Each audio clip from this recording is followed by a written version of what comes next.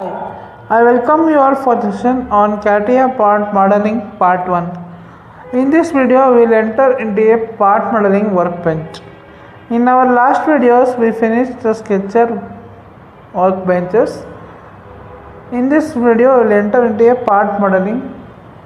In the part modeling, we have sketch based features, dress up features, transformation features, view, boolean, and reference. Sketch based is for creating the sections, dress up is for alteration, transformation is for transformation features such as mirror, pattern, view is common for every workbench.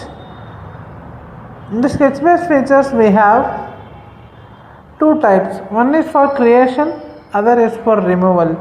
In the creation it comes under pad, shaft, rip, combine and create multi-section solids. This comes under creation. We will see what is pad, multi-pad and shaft in this video. Now we will enter into a part.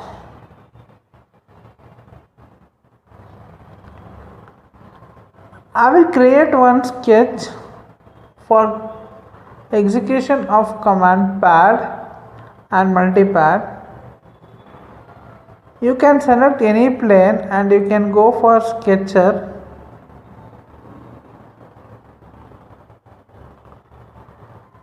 Sketch. I will select one particular plane. I selected front plane. I will create one closed profile. Open profile will not work. I should create the closed profile.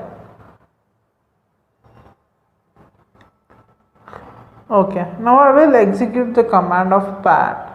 In the pad, we have pad, drafted filtered pad and multi-pad.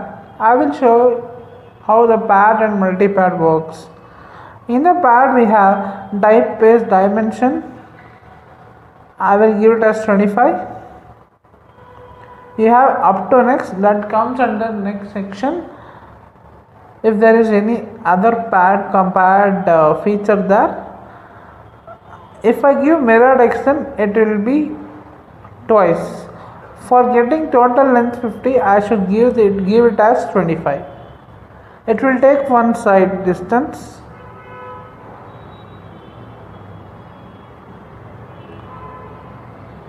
Next we have multi-pad. So that I want to create more than one sketcher in the same sketch. I will create one more rectangle as well as one more circle in this for execution of multi-pad. We will go for multi-pad. Multi-pad is nothing but multi-pad, more than one pad, meaning if I select this, the blue color will be highlighted for the dimension. I can give the projection for the different sketch or the different profile in the same command. For example, I created two rectangle and one circle. For the third dimension, for the one I will give 25, 100 and 10. These are the three sketches that I created or profile that I created. I created the different dimensions. You can give different lengths, but all the three will be in the same direction. If you want to give it in the opposite direction, you should specify the minus symbol. The orange color arrow mark will be the positive sign side, the other side will be the negative. If you want in the other side, you should give it as negative.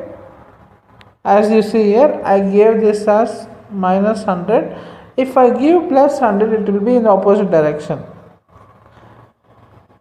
That negative sign indicates it is in the direction opposite to that of arrow mark. This is multi-pad. Multi-pad is useful when you want to create more sketches and at different heights or different third angle projection or different third dimension, you can use this multipad. It is worthy in all the two directions as well. Next we have shaft.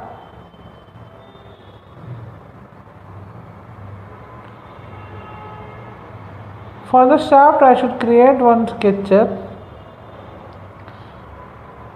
For this also I should create one close profile only. But before shaft I want to show you one more type in pad. Okay. In the pad we have thick profile. If I give the thick profile, it will ask for thickness 1 and thickness 2. If I give it as neutral fiber, it doesn't matter, but if I give thicknesses, it matters.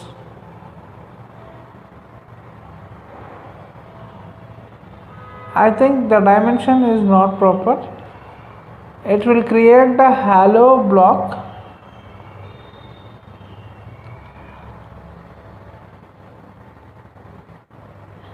I will give the size as well.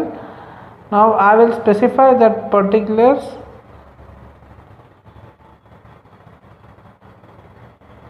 I will edit that particular sketch. I will give the dimension so that I will be clear.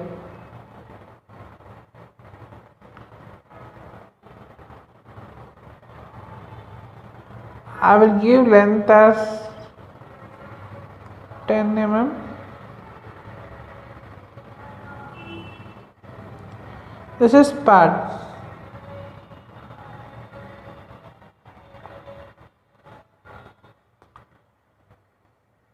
Next we have up to plane in this.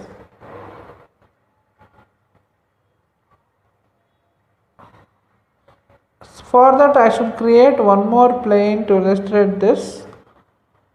I will try to create one more plane.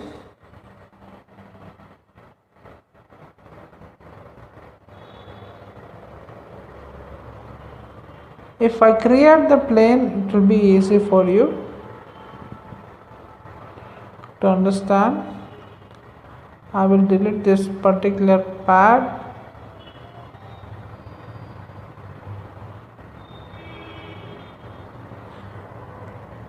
I will draw one more sketch.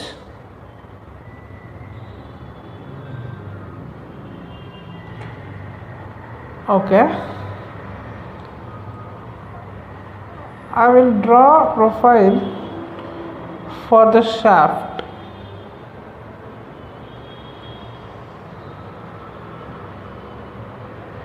I should draw one line and I should go for the center line. For the selection of axis, I should specify it. I will create one profile like this. Now we will go for shaft. We will go for this, but sketch is to be closed by the axis. This indicates that for shaft also you need close profile. I will create one close profile here. I will join that to the axis so that it will be easier.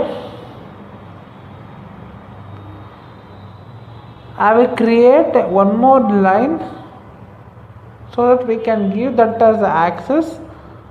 I will join the ends of the particular spline. Now we can define shaft easily for the close profile. I will define a shaft for the sketch and I will give that center line as my axis. It will create shaft. You can see there is a first angle and second angle. If I give the first angle as 180 and second angle as 0, it will be 180. It will take from the sketcher. From the sketch it will take the two limits. if I give second limit as 60, you can see that there is an indication of angles of 60 degree and 180 degree.